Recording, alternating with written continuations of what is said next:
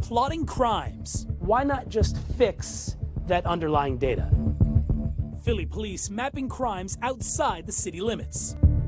And a housing loophole, a federal program allowing people to skip the public housing wait list. Yeah, and I think if I was on the waiting list over there, I might be a little upset.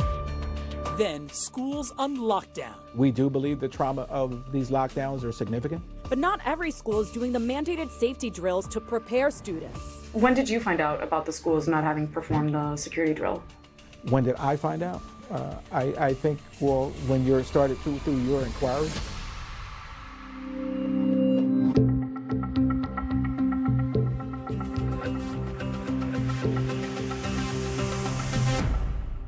Welcome, and thank you for joining us for the NBC10 Investigators Digging Deeper. I'm investigative reporter Danny Freeman. And I'm investigative reporter Claudia Vargas. Part of our commitment to you is telling stories that impact our communities. That's right, and our first stories take us over 1,000 miles away from Philadelphia as we track how police map crime. Philadelphia is struggling with certain types of crime these days. Homicides, shootings, and carjackings are all on the rise. But we wanted to know more. We examined crime data for the past 6 years in Philadelphia. Nearly 1 million entries from aggravated assaults to car thefts. But after looking at the numbers, we found something out of place. So we decided to track it down. Never thought I'd travel this far for a Philly crime story. And it took a plane, a cab, and a train to see it for ourselves. There is one place that has recorded more Philadelphia crime than any other spot in the city, and that place is Disney World. The happiest place on earth, somehow the most dangerous place for Philadelphia crime. Haven't seen one Philly police officer yet.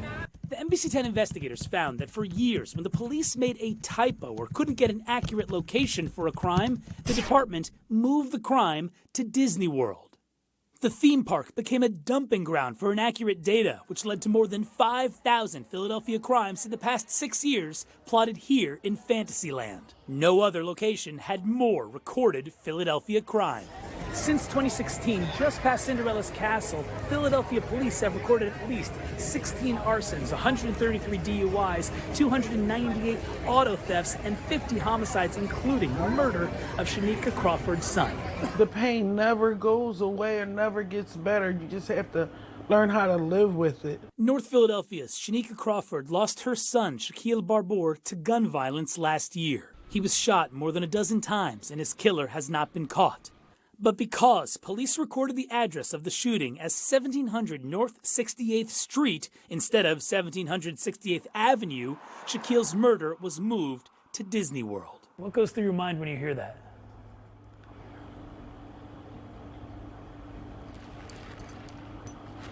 It's hurtful. He got murdered on the street in Philadelphia. How do you think crime victims or family members of crime victims might feel if they knew that their worst moments were mapped at Disney World? Well, I can't really speak to how another person might think or feel. I'm not aware of that. So as far as we're concerned, this was an innocuous location that we chose. Kevin Thomas is the director of research and analysis for the Philadelphia Police Department. He said the choice to map these crimes at Disney was made more than a decade ago, before he got into the position. In no way was this meant to be in any way humorous, or it was just an innocuous location chosen within the U.S. that would obviously not have anything to do with Philadelphia whatsoever. It conveys the wrong message that a police department doesn't really care. Robert Kane leads Drexel University's Criminology and Justice Studies. He explained it's not uncommon for police departments to have to deal with inaccurate crime data. But it is uncommon to choose a default location like Disney World. The industry standard is to pick a spot in the middle of the ocean. I don't think you would want your crime or a crime committed against somebody close to you kind of minimized by the very agency that's supposed to be investigating and trying to make it right. Thomas with the police noted of the millions of crimes reported for more than 10 years, only 2% were mapped in Fantasyland. But 5 months after the NBC10 investigators started asking about this years-long practice, something changed. The Disney data disappeared. After you had requested a discussion about this, we've actually gone through a process of changing that. The bad data has been removed from Disney and relocated in the Atlantic Ocean. The happiest place on Earth, no longer a hotspot for Philadelphia crime. So the Philadelphia Police Department did move those crimes to the middle of the Atlantic Ocean, but we wondered, why not just fix the problem and correct the actual data? Well, we went through several of the homicides to see how hard it would be to find out where they actually happened. Then we took that information to the police. When she cooks dinner each night, Shanika Crawford remembers how her son Shaquille would surprise her. He could be very quiet and sneak up behind me, and he'll grab me and hug me and start kissing me and shaking me. But he just loved to make people laugh. Shaquille was murdered last year in West Oak Lane. He was shot more than a dozen times. I wake up and go to sleep with the sight of him on the ground. Shaquille was killed here on 68th Avenue. But according to Philadelphia police records, the shooting did not happen on that street. Never thought I'd travel this far for a Philly crime story. A few months ago, the NBC10 investigators discovered when police made a typo or couldn't get an accurate location for a crime, the department moved the crime to Disney World. We found thousands of crimes plotted to Fantasyland, including Shaquille's homicide. After our reporting, police changed the policy, which had been in place for more than a decade. Inaccurate data is now mapped in the Atlantic Ocean off the coast of Africa, which is an industry standard. But is plotting crimes in the middle of the ocean really the best thing to do? Why not just fix the bad data? We took a look at homicides over the past 6 years that had been mapped incorrectly. There were fewer than 100. Many just had typos. In Shaquille's case, the killing happened on 1768th Avenue, not 1768th Street, as was recorded. In the end, we were able to correct locations for 40 homicides. So why can't police? Why not just fix that underlying data? So, first of all, that would be, if we were to fix every single crime, every single police interaction, or every single record, we would be talking about thousands and thousands and thousands of records a year. Kevin Thomas is the director of research and analysis for the Philadelphia Police Department. He emphasized this mapping issue does not impact PPD's ability to solve crimes and noted only 2% of Philly's crime data have errors.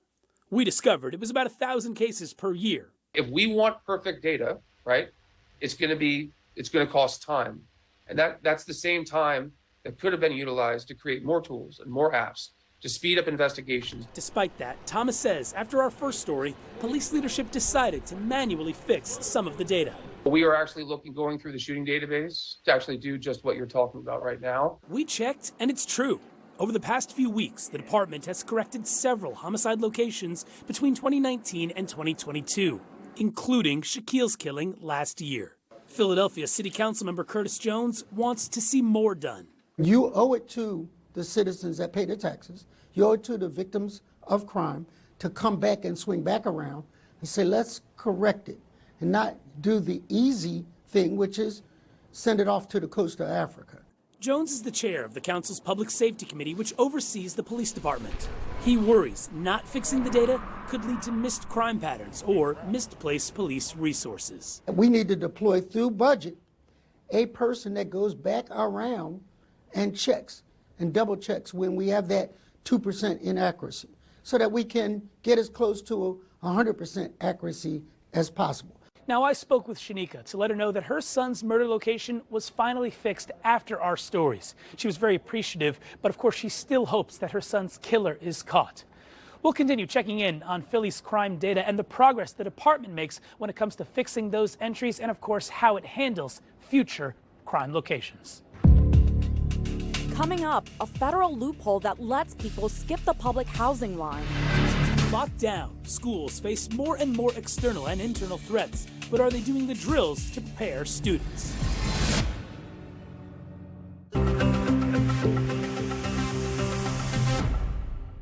Welcome back to the NBC10 Investigators Digging Deeper. Philly residents are waiting more than a decade for public or subsidized housing, and that's if they were lucky enough to get on a wait list years ago. But our investigation found that people are avoiding the long wait by moving out west and coming back in as little as a few months. They told me it would be up to 8 to 15 years. That's how long Leticia Riley says the Philadelphia Housing Authority told her it would be before she can get into a public housing unit. And forget about getting a housing choice voucher, also known as Section 8. Our housing choice voucher program is currently closed. Section 8 homes are privately owned with the Housing Authority paying the rent. The waitlist for those has been closed since 2010. But the NBC10 investigators found that since 2017, 715 families have been able to get Section 8 housing in Philly using a loophole. It's a federal program called Portability. The program allows people to transfer their housing voucher from one public housing agency to another, anywhere in the country. To help explain it, we have to take you to Johnstown, Pennsylvania, an old steel town just east of Pittsburgh.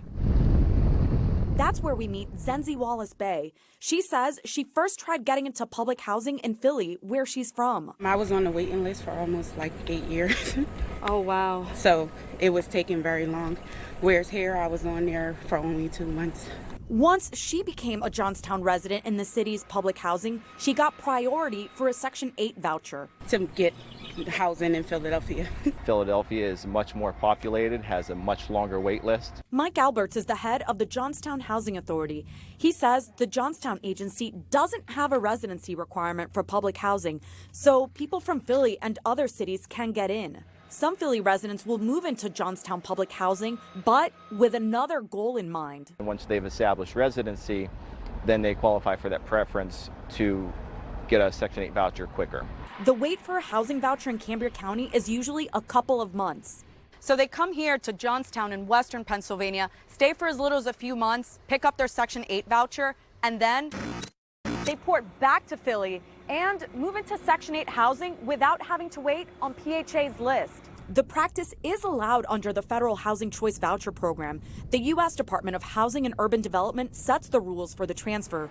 Officials there say it gives people a choice of where to live. That's how it works, and there's nothing that we can do to change that. 715 people used the program to get into Philly between 2017 and 2021. And 95 of those are from Johnstown, the most of any town or city. They got to skip that line. Right. And part of that, I think, is on Philadelphia, where they're absorbing these residents into the program instead of pulling from their own waiting list. Philly's housing authority could build the other housing authority where a voucher holder moved from in order to cover that person's rent. Or PHA can absorb it, paying for it from its own budget. Those 715 vouchers have not been absorbed, nor will they be. PHA Director Kelvin Jeremiah said his agency would not pay for the vouchers coming in from other jurisdictions because of his agency's long wait list. They're saying the opposite, that you guys are absorbing them. Absolutely not. So if we had, I'm assuming you're referring to the portability data. That is what we're referring to. Data obtained through a public records request shows PHA is paying $10.4 million in rent annually for the families who transferred their vouchers to Philly between 2017 and 2021. After our interview with Jeremiah, a PHA spokesperson confirmed in an email that the agency has been paying for the transferred vouchers, including 58 new vouchers so far in 2022. Bye-bye. Leticia Riley says she may just put in a housing application in Johnstown.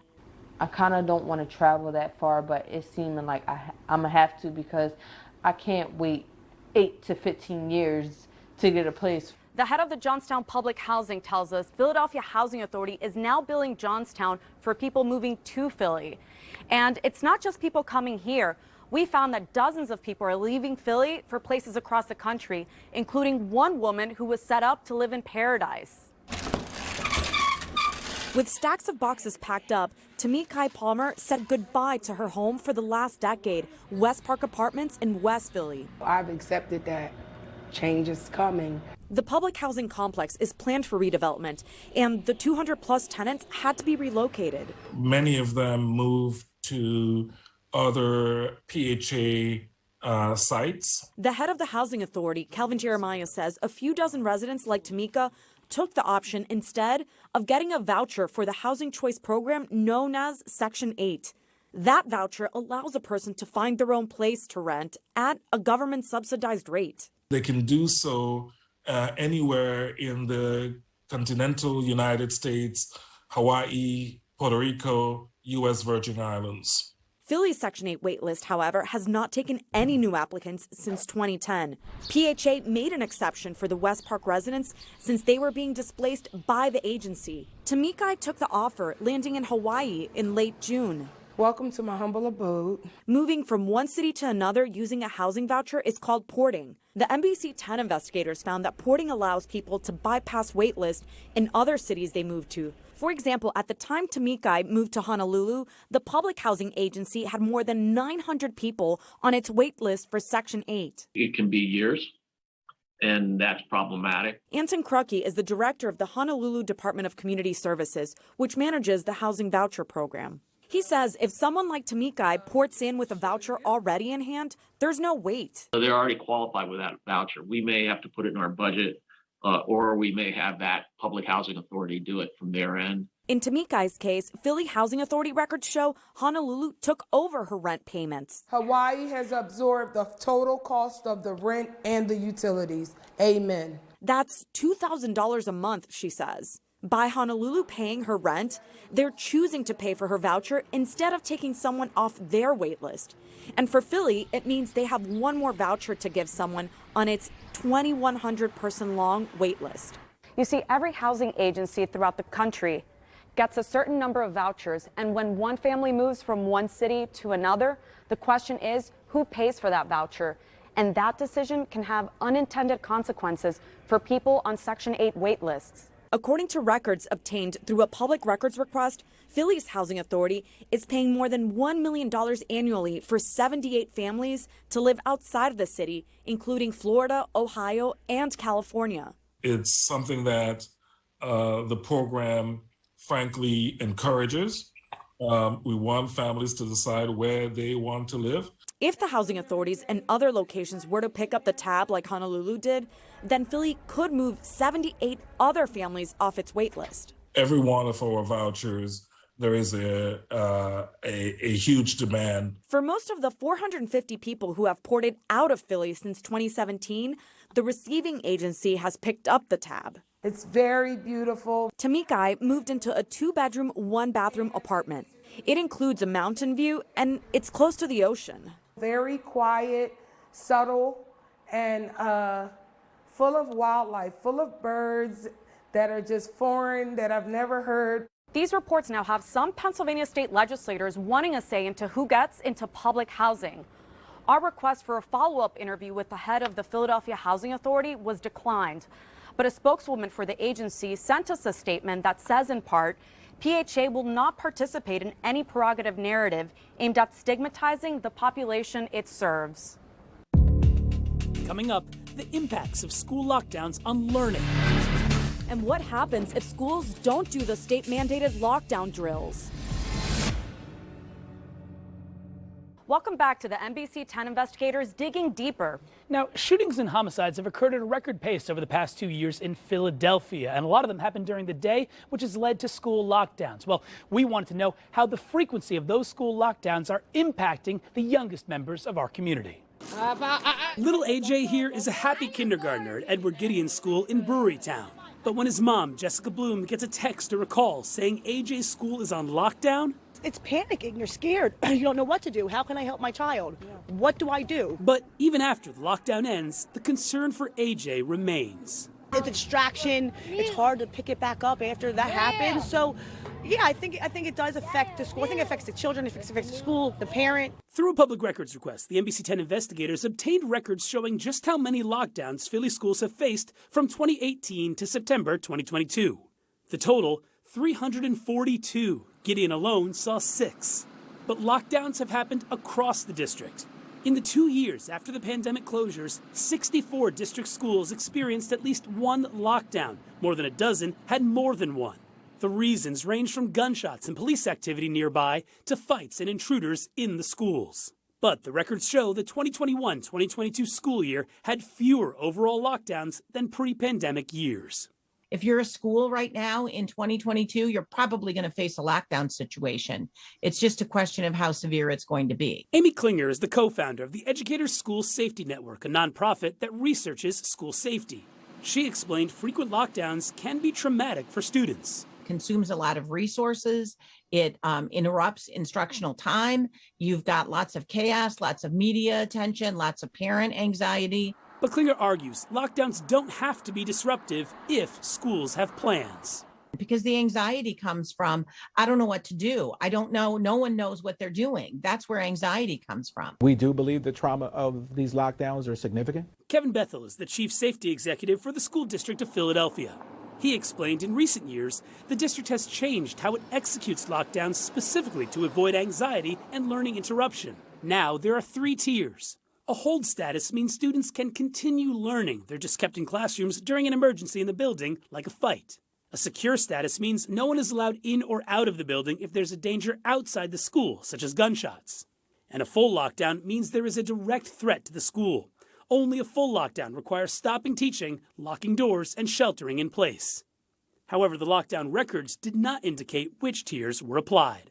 I think that breaking that apart enables us to lower the trauma that impacts on our children, not just impacts on our children, but the staff as well, and the school leaders as well. I think it's a combined community. For Jessica, lockdowns may be nerve-wracking, but she still feels the school is the safest place for AJ. I like to think that they have my best interests and my son's best interests at heart. Now, the school safety expert we interviewed made the key argument. Lockdowns themselves don't have to be traumatic if schools prepare, and that's where, Claudia, you come in.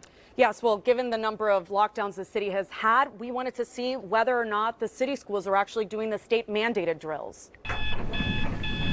We are in a lockdown. We are in a lockdown drill. The Ben Salem Township Police Department, fire marshal, and school district officials are in the middle of their annual security drill. They're going to go around now. The first initial sweep will be to make sure that the doors are all locked and secured.